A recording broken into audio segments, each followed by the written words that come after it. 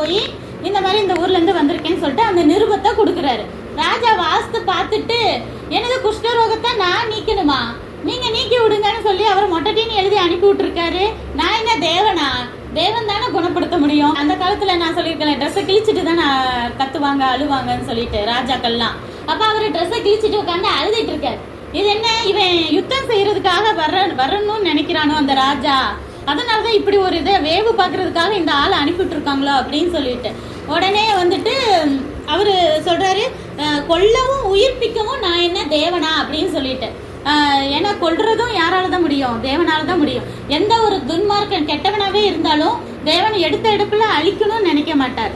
ஆனா அவனுக்கு சான்ஸ் கொடுத்துட்டே இருப்பாரு. இப்ப திருந்தலைன்னா அழிச்சிடுவாரு. தேவனால எது வேணாலும் செய்ய முடியும். எலிசா ராஜாட்ட சொல்லி அனுப்புறாரு. இப்படி உட்காந்து ட்ரெஸ்ஸை கிழிச்சிட்டு அழுதுட்டு இருக்கேன்.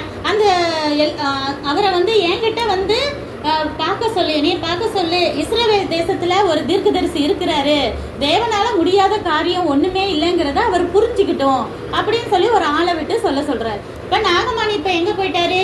எலிசா வீட்டுக்கு முன்னாடி.